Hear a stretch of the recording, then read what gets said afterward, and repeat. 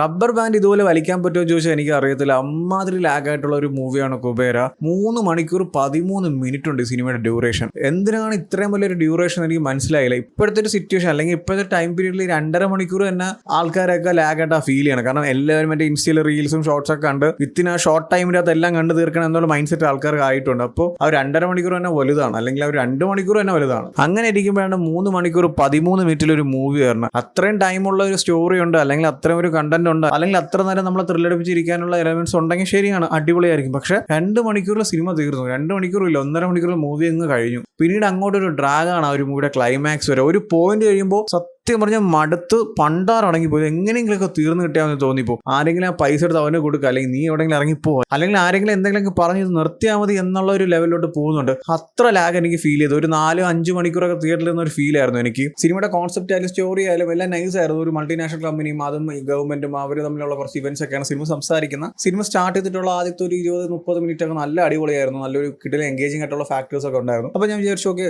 Full cinema ഈ ഒരു ലെവലിലായിരിക്കും പോകുന്നതെന്ന്. ആ ഒരു പോയിന്റ് വരെ എനിക്ക് അങ്ങനത്തെ ഒരു ഫീൽ ഉണ്ടായിരുന്നുള്ളൂ. പിന്നീട് അങ്ങോട്ട് എങ്ങനെയെങ്കിലും ഇത് തീർന്നു കിട്ടിയാൽ മതി എന്നുള്ള ഒരു ഫീലായിരുന്നു. ഈ ഒരു സിനിമയിൽ ഹൈലൈറ്റ് ചെയ്തെടുത്ത് പറയാൻ പറ്റിയ കാര്യം എന്ന് പറയുന്നത് പെർഫോമൻസ് ആണ്. ഒന്ന് ധനുഷും നാഗാർജുന, രണ്ടുപേരുടെ പെർഫോമൻസ് അടിപൊളിയായിരുന്നു. എസ്പെഷ്യലി ധനുഷ് പുള്ളിക്കാരൻ ഒരു പിച്ചക്കാരനായിട്ടാണ്, അടിപൊളിയായിട്ടാണ് ആ ഒരു ക്യാരക്ടർ പെർഫോം ചെയ്തിരിക്കുന്നത്. നാഗാർജുന ആയാലും നൈസ് ആയിരുന്നു. ഈ 4x4 റിലേ ഉണ്ടല്ലോ, ആദ്യത്തെ 2 പേര് അടിപൊളിയായിട്ട് ഓടിയിട്ട് ബാക്കി 2 പേരും ഓടാൻ പറ്റാൻ നിൽക്കുന്ന ഒരു അവസ്ഥ ഉണ്ടല്ലോ, അതേ അവസ്ഥയായിരുന്നു സിനിമയ്ക്കുള്ളത്. കാരണം ഈ 2 പേരുടെ പെർഫോമൻസിലും ആ സിനിമയുടെ ആ ഒരു കോൺസെപ്റ്റിലും സിനിമ നൈസായിട്ട് പോകുന്നുണ്ടെങ്കിലും ആ ഒരു സ്ക്രീൻ പ്ലേ വളരെ മോശമായിരുന്നു. ആ സിനിമയുടെ ആ ഒരു കോൺസെപ്റ്റ് ഒരു പോയിന്റ് കഴിഞ്ഞപ്പോൾ പിന്നെ ഫുള്ളി ഔട്ടാണ്. പിന്നീട് എന്തൊക്കെയോ കാണിച്ച് കൂട്ടുന്നുണ്ട്. അത് എന്താണെന്ന് ഡയറക്ടറിനോ അഭിനയിച്ചവർക്കോ അല്ലെങ്കിൽ കാണാൻ നമുക്കോ മനസ്സിലാവത്തില്ല. ആ രീതിക്കാണ് ഈ ഒരു സിനിമ പ്രസന്റ് ചെയ്ത് വെച്ചിരിക്കുന്നത്. ഇത്രയേ ഉള്ളൂ എനിക്ക് സിനിമയെക്കുറിച്ച് സംസാരിക്കാനായിട്ട്. ഇനിയും കൂടുതലായിട്ട് ഡീറ്റെയിൽ ആയിട്ട് പല കാര്യങ്ങളും പറയേണ്ട കാര്യമില്ല. സിമ്പിളായിട്ട് പറഞ്ഞാൽ എനിക്ക് നല്ല രീതിക്ക് ലാഗ് ഫീൽ ചെയ്തിട്ടുണ്ട്. ഒരു 1.5 മണിക്കൂർ മാക്സിമം കൂടിപ്പോയി 2 മണിക്കൂർ തീർക്കാൻ പറ്റിയ സ്റ്റോറിനെ 1 മണിക്കൂറും 13 മിനിറ്റ് എക്സ്റ്റെൻഡ് ചെയ്തങ്ങ് വെച്ചിട്ടുണ്ട്. അതൊരു വല്ലാത്തൊരു അവസ്ഥയായിരുന്നു. ഇത് എൻ്റെ മാത്രം ഒപ്പീനിയനാണ് ഞാൻ പറയുന്നത്. നിങ്ങളുടെ ഒപ്പീനിയൻ എനിക്ക് എങ്ങനെയാണെന്ന് അറിയത്തില്ല. നിങ്ങൾ കണ്ടു നോക്കുമ്പോൾ നിങ്ങളുടെ ഒപ്പീനിയൻസ് എങ്ങനെയാണെന്നുള്ളത് ജസ്റ്റ് കമന്റ് ചെയ്യോ. ആൻഡ് ഓൾറെഡി ഈ മൂവി കണ്ടവരാണെങ്കിൽ നിങ്ങളുടെ ഒപ്പീനിയൻസും കൂടെ കമന്റ് ചെയ്യോ. സോ വീഡിയോ ഇഷ്ടപ്പെട്ടാൽ ലൈക്ക് ചെയ്യൂ, ഷെയർ ചെയ്യൂ. ഇതുപോലത്തെ കൂടുതൽ വീഡിയോസിന് ആ ചാനൽ സബ്സ്ക്രൈബ് ചെയ്യൂ. Thank you so much.